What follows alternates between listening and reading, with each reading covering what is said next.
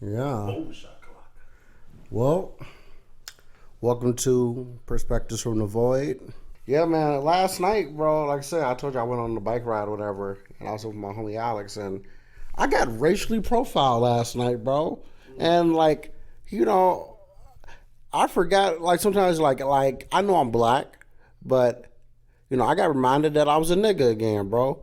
I was at the gas station, the one by my apartment, Bobby's and Steve's, whatever, and I'm getting like some cheesecake from my mom and like some Dutchess, and this is two security guards there, there's police there, so it's lots of people there. It's like around 12:30 at night, whatever. Still busy, and like I guess I'm in the line, but before I get there, me and the security guard we make eye contact, like he's like kind of staring me down, so I stare at his eyes right back, and I get in line and he walks up on me and he says, "Put it back," and I'm like, "Excuse me," he's like, "I saw you put it in your pocket, put it back," and like I'm literally in the process of buying like stuff at this moment, so of course I get offended. I had some shots in me, you know, and I have told him, well, if I empty out my pockets right now, sir, will you give me an apology? Because I know how to steal enough, and I go there all the time. And he was like, yeah. So I empty out all my pockets, you know, open up my wallet, show him that there's money in my wallet, you know. And he said, well, you just put it back, and then walked off. And just so I could play into the cashier, and I have talked to this other security guard, and he was like, well, it was not about race, because I just had to stop a white guy from shitting on the floor earlier. I'm like, I believe you. I work security too, but the way how he came at me about it, if I was just some emotional nigga, then shit could turn sideways. So I told my mom and stuff, bro, and I just like that was just like a reminder, bro. Like, damn, and like even Alex noticed. If like Alex noticed, like, damn, bro, that was fucked up. Like, yeah, bro. Yeah, I call those reality checks. Mm-hmm. It's it just reminds you of who you are and where we're at in the world. I think a lot of people view racism as like, if I'm not explicitly like hating a black person, then it can't be racist. There's a stat that I hear thrown out sometimes where it's like, it's a Gallup poll saying that if a black person was qualified, only 4% of Americans wouldn't vote for them, even if they liked all their other politics, compared to like in the 60s or 70s when it was like 40% or something like that. But that just because like that even that word of viewing someone as qualified, like there's prejudices in that where people will have those perceptions, they'll have those profilings, they'll have those views and be like, well, maybe I'll see someone as one of the good ones, but it takes me a lot more to get over that hump in my preconceived notions from there.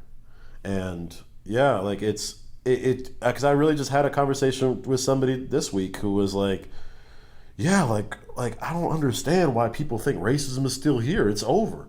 Like, look at these numbers. Yeah, numbers don't always tell the story. But yeah, man, it was just like, and even besides the potential racial stereotyping part, 'cause like my pants wasn't sagging, like I had on a hoodie, baggy clothes. But if he would have just apologized, then I would have been more cool about it, Because that's what I told him. Like, well, I'm gonna empty out all my pockets, but you have to apologize. And so I have called their manager this morning.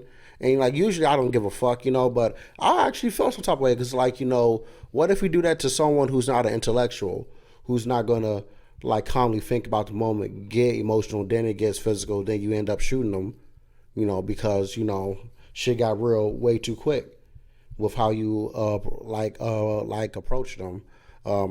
But yeah, besides like the potential race part, if he would have just owned up and said that he made a mistake, cool. Like, cause I work security too. I have negatively ID'd people sometimes who actually weren't on shit, but you gotta make them feel human, treat people with dignity. So yeah. Do you feel like profiling is a common part of security in general? You have to, bro. You literally have half of it is observance. You have to see who you're looking at, what they're doing, how they're walking, what they're wearing and stuff. Like, so, like those mistakes definitely can happen. But I feel like when someone does engage someone, like for example, if we're at a store and I'm security and I see you walking, bro, and you at the register, and I say and I ask you if you're stealing, the way that I would go about it is, excuse me, sir, I'm just doing my job, I'm not trying to offend you, but I think I saw you put stuff in your pocket. Is it okay if you can show me? And if I'm wrong, then like I'm sorry, I didn't mean to embarrass you. You know, like I should get like humble and like I had to do that at like Aldi and stuff. And sometimes I still got a negative reaction. You know, like what? Like what are you asking me? You know, but sometimes people are like, okay, right? Like I'm sorry, I feel bad. But the way how he came at me forceful, you know. So yeah.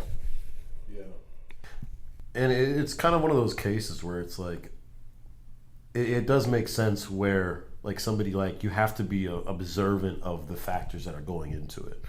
Like, so there has to be some level of viewing things, and profiling can fall into that. But it's tough because like anytime you're gonna have profiling in there, you're opening that up to people's preconceived notions and preconceived prejudices. So like, even I know as you're saying that you want to open like a security company, like what would you tell like your employees like about that? Like, if Yeah. to like how to view that, you know what I'm saying, or like how to not be able to profile without prejudice in some way, because I feel like that's a valuable thing just for people in general. Like, you still observe the situations, but that doesn't mean that you have to be prejudiced while you're doing that.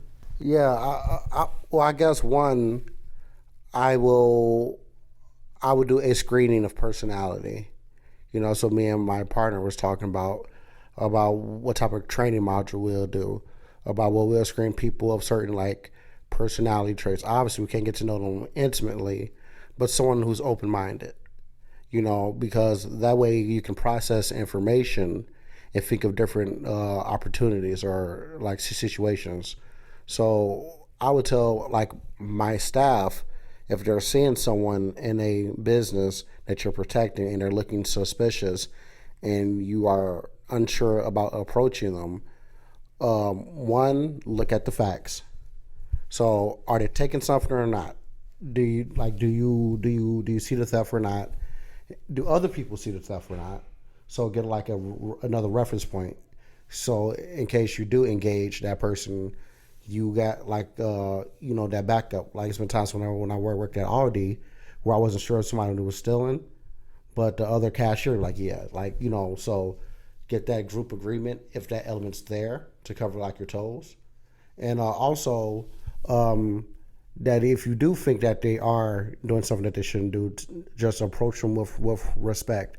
You could like respect is always a indispensable thing to use when interacting with anyone. So like say, hey, I'm just doing my job. We think that this is going on. Would you be happy to can I just check you, or can you just empty your pockets? I'm sorry, I didn't mean to embarrass you.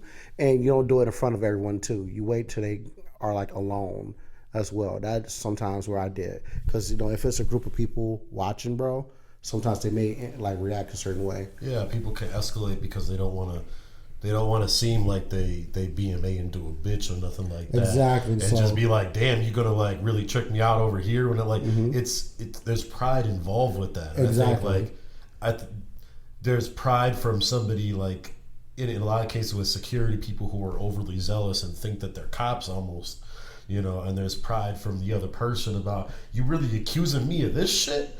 And that's a really good point about like undercutting expectations and being able to be have humility in that situation. I think is really important, and also just admitting that like I'm not a fucking 4K camera that can zoom in and rewind and everything. I know the main topic we wanted to discuss on today, even though for a lot of people they probably haven't gone out of their consciousness because of the way that society has things in such a short attention span and short window, that people will have those blue and yellow flags on their profile pictures and everything, and look, I'm doing something, guys. It's like when they posted the all black pictures and be like, I help Black Lives Matter by posting an all black picture on my Instagram. I did something for the cause. But I think it's interesting now to have this discussion as we're 3 months into what's going on in Russia and Ukraine, just to speak on the different thoughts, and maybe later going into the $40 billion aid package that was just passed this weekend. This they week. send more money? Oh, okay. Yep. So it'd be a total of $53 billion can be sent from the United States over to Ukraine. But I think just initially, I know that Tyshawn, you had some thoughts on it, so I want to open up to you and take it off. What you think? I guess before I say anything, I'll preface my comments by saying that war in all forms is a tragedy, because that's when people aren't advocating for the kindness and peace and tranquility of the human experience, where it means that communication someone has broken down to the point that we're okay with taking each other's lives. And whenever those moments happen, it is extremely unfortunate. So I want to preface by saying that for all the lives that has been lost so far. I guess my knowledge of it, with parts of Russia and the Soviet Union and Putin's quote unquote dream to restore the Soviet Union to its glory by reclaiming particular old satellite states, which was like Crimea, if I'm saying that right, and now Ukraine, and I think it's Crimea. Yeah, Crimea, and I think from an American standpoint, we don't need to be there personally. I believe sending American tax dollars to a foreign country is irresponsible when people are walking around without health care here, without tuition being paid for after they promised us this, when the housing market is being privatized to the point where companies like BlackRock and other private equity firms are buying up fucking houses to the point where normal people are being priced out of the market, to the baby formula shortages. We have all these different things going on in our country, but we're sending money towards a foreign country for what exactly again? So Russia doesn't take over the world, So those are my first couple of comments about that. Yeah, I would say my thoughts on it are, for one, I'm glad that there are no U.S. troops in Ukraine, fighting in Ukraine. Do we know that for sure, bro? Because special forces do shit that civilians don't know all the time. Yeah, special forces are going to do shit everywhere. So I do think that there probably are some FBI or CIA stuff that are probably everywhere, just like I think that they're in literally every country. But I don't think that there are military troops that are in Ukraine, just like I'm sure that there are some Russian special forces that are in plenty of our areas. I'm not talking about stuff like that. I don't think it can be proven. But I'd say overall, we would have a clear, overwhelming military force there of X amount of troops. We just have troops close to the area. Yeah, they're Poland, yes. Germany, because my friends are there right now. Yeah, so they're close. They are close, but they are not they're not in Ukraine. They're not fighting in Ukraine. Yeah. Like I said, so agreed. So the conventional forces are there to be shown. Yeah, but special forces, I are definitely there. I don't know. I can't speak to it because I think it's speculation at this point. I think if you understand how the American military machine operates, especially if we're sending $53 billion fucking dollars to a country, bro. Is it 53 billion? No, I thought it was million. No, it's billion. I just looked this up. I mean, you can check it. I looked it up earlier. I know that there was 13 billion previously passed, and then the aid package that was passed this week. The aid package passed this week was So how are they sending them? Are they even the same dollars as the American dollar is worth more than their currency? But yeah, we sent 53 billion. How can we even do that? I thought we were in debt. Yeah, bro. Right? can- Well, how- you know, we can print money out of our asses, with the Federal Reserve, right? of course, which is a totally different topic. Than I, we ju- did I a just couple I just times. don't understand how. I thought we. I just don't. I don't. How can we send money that we don't have? Well, because we can print it, But won't that cause inflation? maybe. Maybe. I mean, I'm not an economist. Gotcha. I'm doing the safe route by saying, Well, even though we both know right, that there is consequences. Right. I mean, I'm no economist either. I thought it was common sense. Like if you're in debt, you make money. Inflation, but it's not that simple. But anyway, back to the special forces. Like I thought that if we were caught aiding Ukraine, that we will be considered an ally, and thus that American could be at war with Russia. Yeah. These are the facts. America and NATO has been supplying equipment, munition, and weapons to Ukraine so far. Yes. These are facts. And Russia knows this. It's not like Russia does not know this. You said Russia knows this is this. before the war. Before the war even, right? So we already been doing, and we're doing it after still too. So that has not stopped. Hence the money that we're sending. Russia knows this too. So I would say Russia's showing some type of restraint because it's like, me and you being into a fight, right? We're like fighting. And Ray's supposed to be neutral, but Ray's sliding you a knife and gun. Right. You know? I would have thought Vladimir Putin would have been like told us that we were like we're allies now that we can. I don't know how would that even go down? Like what would he say that since you're aiding Ukraine now we attack you? Well, I think so. There's multiple wars going on right now besides the military conventional one. And the biggest one is the financial war besides the cyber one. If you notice, Putin, they have took the ruble like further away from the dollar and they have attached it to Russian oil because to respond to American sanctions. We were already economically sanctioning some of like their most sold like products and goods that they trade with the world already. So we were attacking their economy in a way. Yeah, I feel like that's kind of messed up for their citizens, though. Yeah. So they have to pay the McDonald's consequences. withdrew, Coca-Cola withdrew. Like there's literally like Apple are selling products there. Apple, the Olympics, they can't even fight in the UFC or. They're being canceled right now. So I'm like they're like the people literally have to pay the consequences of one man decisions. Well, I don't think it's just one man. He's just the face, right? There's probably a group of powerful people with interest. But that's how it happens here, A couple of powerful people's decisions, the common man, we pay for it. But Does Russia have a top? Does Russia have a 1% like America? It's definitely some oligarchs, bro. Definitely. Russia, bro. That's part of how Putin stayed in power because he has found out a way to rein them in, the oligarchs. Right. Russia. And in Putin, in Russia they don't have terms like we do, right? I don't know the information on that. We gotta Google check that, but I will assume I know that he has done something where he stays in power for.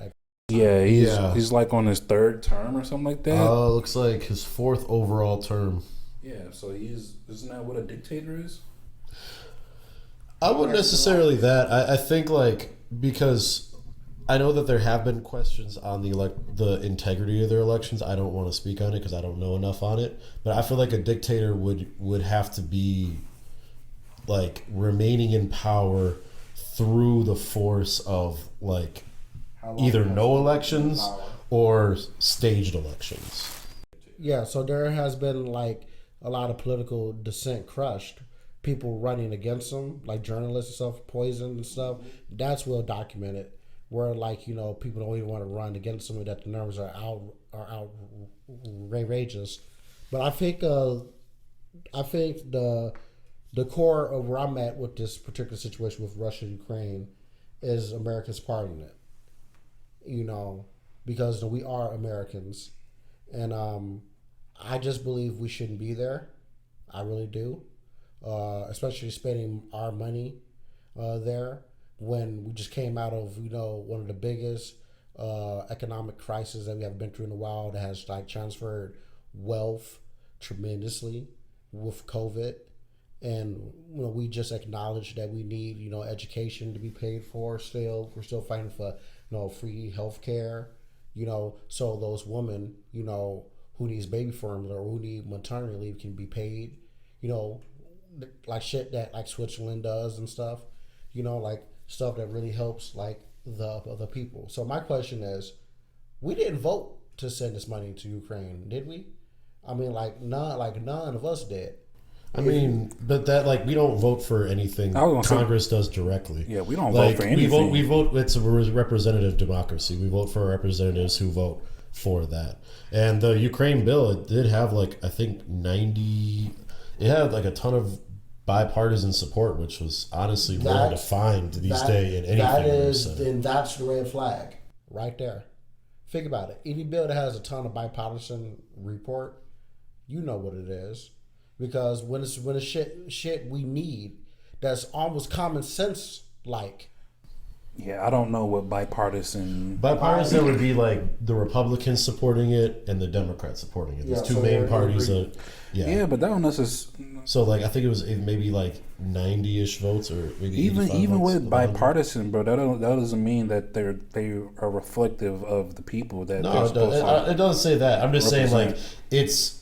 They're just two sides. Yeah, and not every person in there voted for it. The final tally of that vote, I just looked it up right now, of the $40 billion bill, according to CNN, was 86 to 11.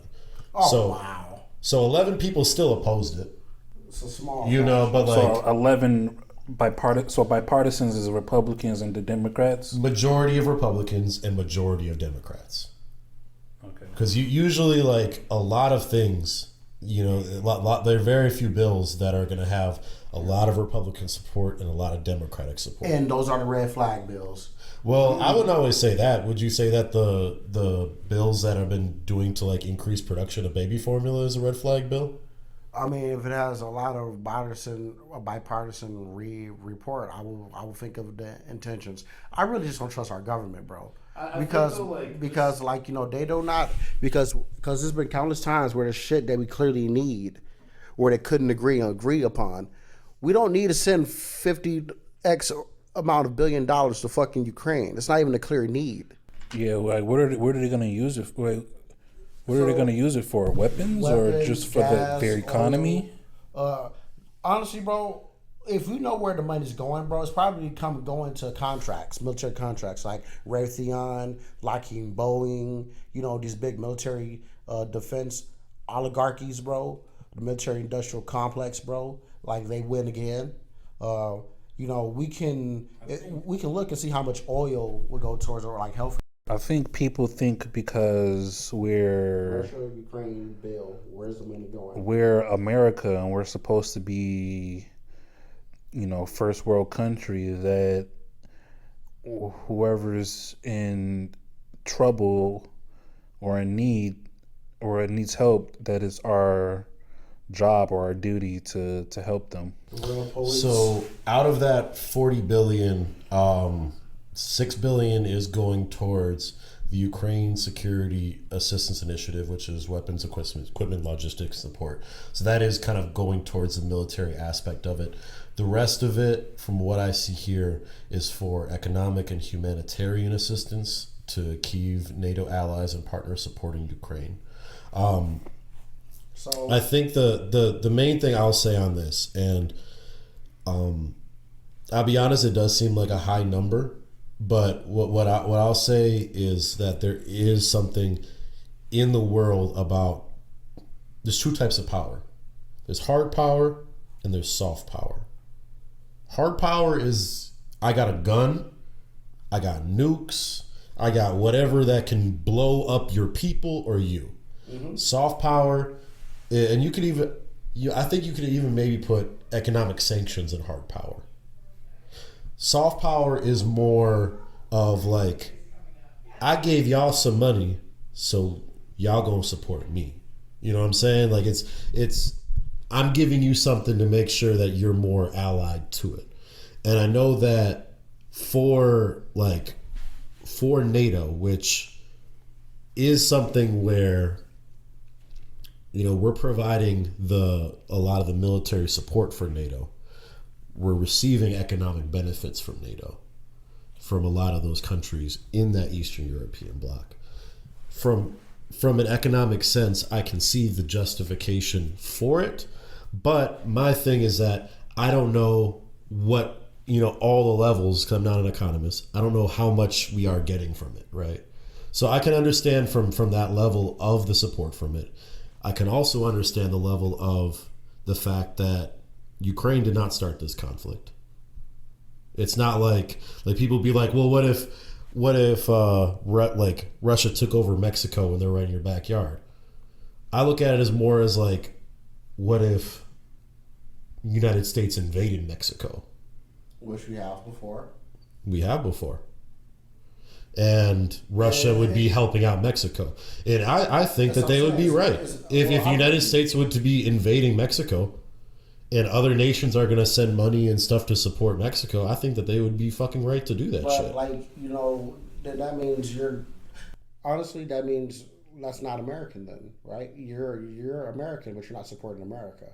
You know, at the end of the day. Yeah, I'm not a blind nationalist. I mean, I got you. I do want to say real quick to these numbers. So, like the traditional foreign aid. So, like 9.4 billion went to the support fund, whatever the fuck that means, economic support fund. Food assistance and healthcare is 7 billion. Military security assistance 6 billion. Grants and loans for military supplies 4.7 billion. So those last two is military still. Okay. So that's another 10 billion. And then it says migration and refugee assistance, only 1.8 billion. Other foreign aid, 1.5 billion. But down here it says weapons and other supplies, another 12 billion. And then like half of it other is military. There's a graph. So I think it's safe to say at least 40% of the bill, 50 is for military stuff. But yeah, so I'm not saying that we shouldn't be helping people, you know, right? You know, because, you know, you don't want another like World War II where people just look by and watch Hitler, you know, and Germany take whatever ground that it was going to take. But I don't believe the people in power, they don't act for humanitarian terms. If this war, if us sending support to Ukraine was about strictly humanitarian reasons, then that's a different conversation. You know, but it's American corporate companies getting richer, particularly the military industrial complex, and whoever else is getting their palms greased. And also, like, this is on the other side of the world against a foe that can shoot nukes at us back, you know. And to be honest, they've shown some restraint. And America and Russia, they have a history of doing proxy wars with other countries. And that's what this is, basically. Ukraine is literally just a battlefield, in my opinion, that's being fought out between the NATO forces, you know, and like Russia. I think what China does is going to be key these next 2 years, because now Taiwan is on high alert. And what would America do to stop it? Is it our responsibility to stop them when we've been doing the same shit? That's my problem with it. People are so blindly, you know, ready to be a part of the next hashtag, and, you know, they don't understand, in my opinion, that we live in an oligarchy, and that we're not doing it to help people. We're doing it for these corporations and elites to get more power and more political influence. I object to America's intervention in Ukraine. Yeah, I agree that it's not strictly humanitarian. I don't think that anything really is. Not anything, but most things I agree aren't. And I think like that a lot of people will care about certain conflicts when there are ties that benefit countries more. Like, for example, we're not hearing about the conflict between Ethiopia and Eritrea, where many people are getting massacred. Right? Very few people are talking about that.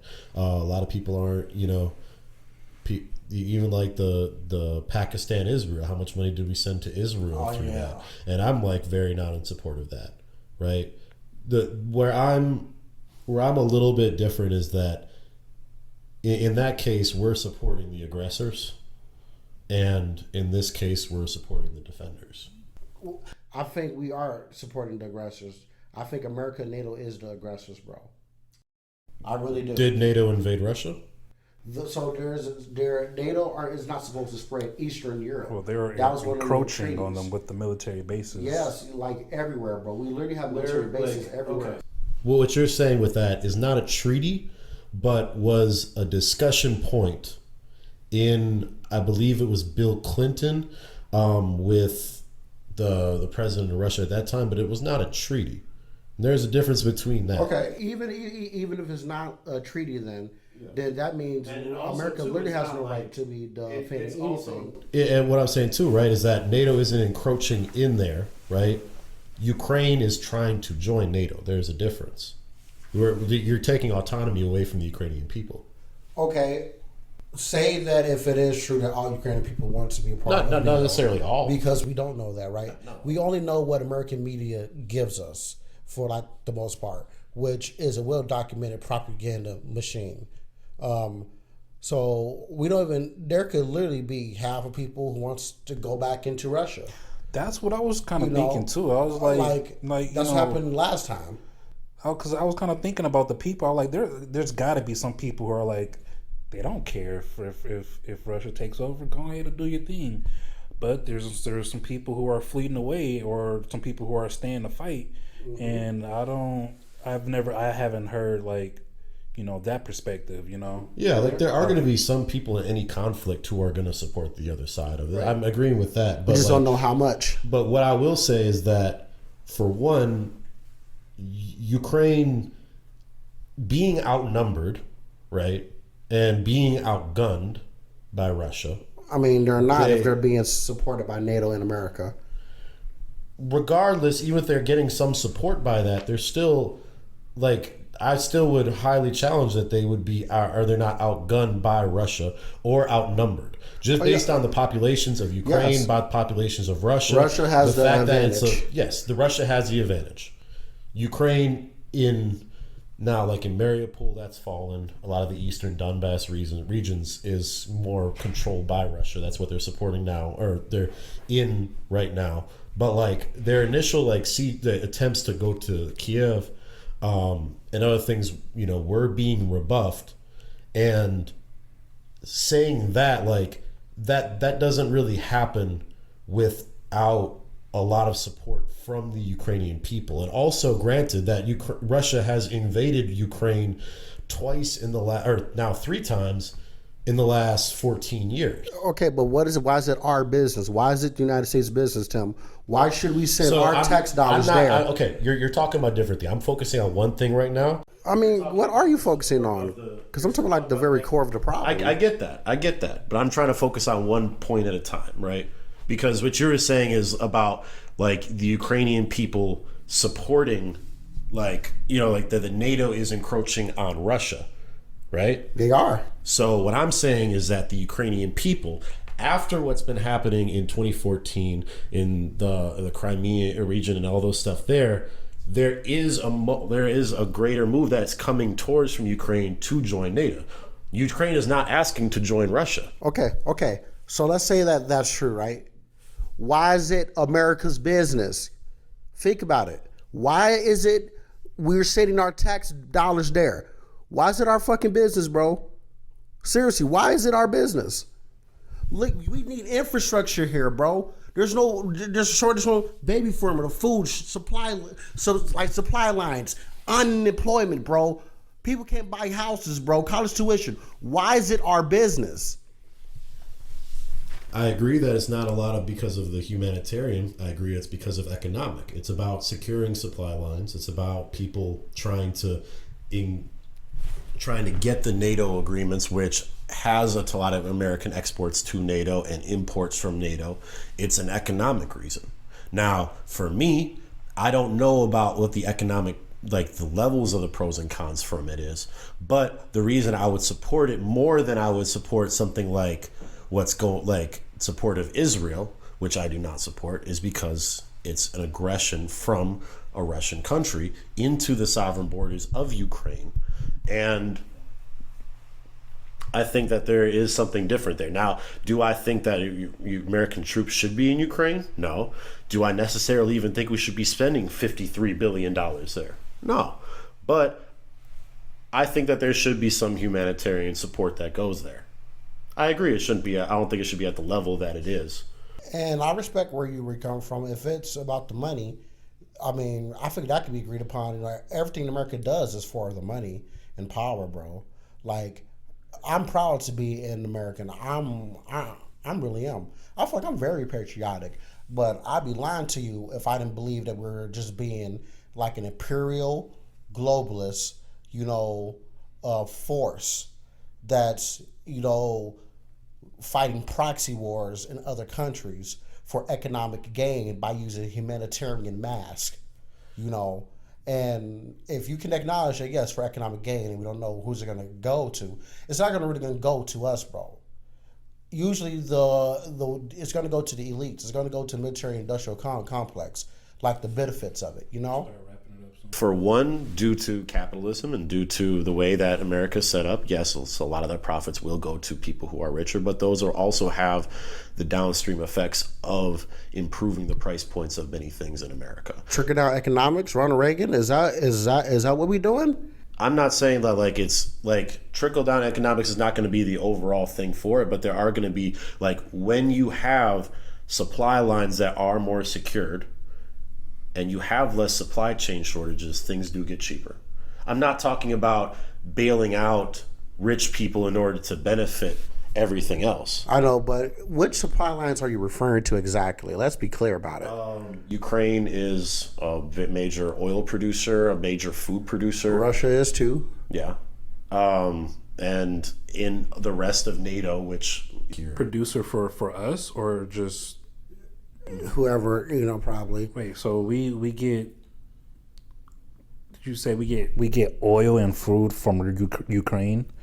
That's why. Okay. That's one thing there. It's also it's part of American exporting. It's part of importing. I don't know about it. I'm really ignorant when it comes to economics, but do we produce anything for ourselves that corn that we literally if we're cut off from all the countries from being able to get stuff, will we even survive? Yeah, I think we can, but the American system is not built on us being self-sufficient anymore when it comes to farming, agriculture, or or some technological things. We get a lot of our resources, we outsource stuff, which is why we're in countries like the Middle East, for the oil. Right, capitalism. Yeah, bro, it's capitalism. It's the most efficient price, taking up, getting your resources. And if I actually tapping, I feel like it's irresponsible, to its core. Like I said, the people who have lost their lives, I'm not advocating that. And besides it being America's business, we know that America has done the same thing. And also, this is about, and I do care about the autonomy of the Ukrainian people if they do want to be a part of NATO. However, the world operates in what you can do and not do. That's an overwhelming force, and if they can't defend themselves, that's on them. To be quite honest with you, particularly because that other country has the ability to destroy the earth as well. So we're gonna really risk it all on Ukraine. I mean, and I don't even think it's gonna get to that point. But I want to be too complacent. I want to have gratitude. And I do understand the humanitarian part of, just being there for people and helping their own, their autonomy. I just believe that the main forces for why is not that. And if it's not that, then it's unethical. what are the consequences? Like with us printing money, more money. We literally just said that we're going through a shortage here. Inflation here. People can't afford stuff. It shows you what it literally shows you the priorities by the leaders. That they would rather send foreign aid to another country to their own fucking people who is literally struggling today, bro. Where I work, fucking drug dealers and drug addicts without proper homes or like facilities to do them at safely and shit.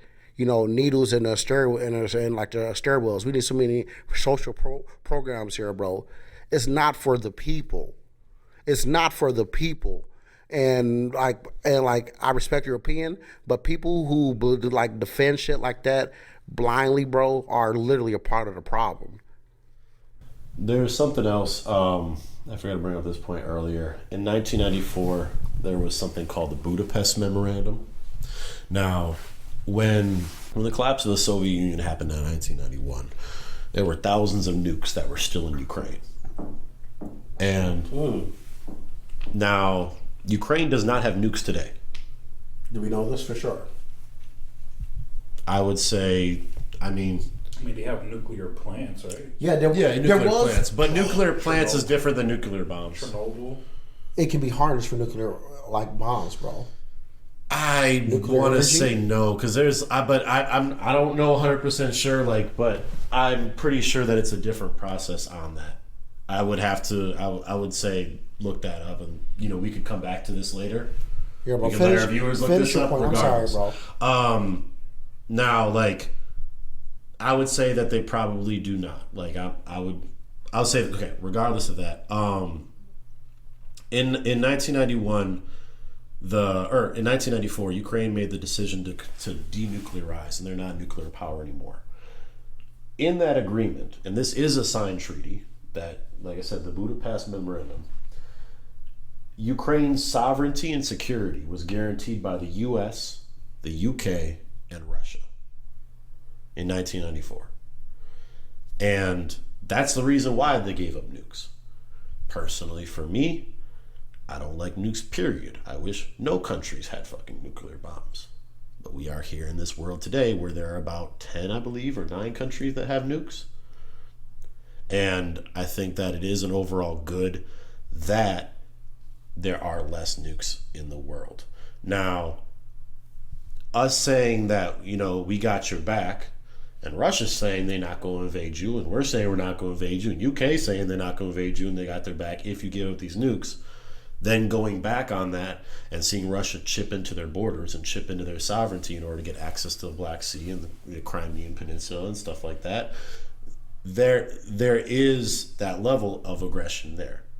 Now, on your other points, I know that I was looking up that it said America's exports to NATO, former Soviet NATO countries, is $9.8 billion per year. That is part of what a trade organization does. It facilitates trade between nations and sets up beneficial things there. Like I said, I still think that there is probably that number that we are setting, about 53 billion. That does seem pretty damn high to me. But I do think principally I understand why United States is supporting Ukraine from things like the Budapest Memorandum, from things like defending Ukrainian sovereignty and their respects from there about Russian aggression over there.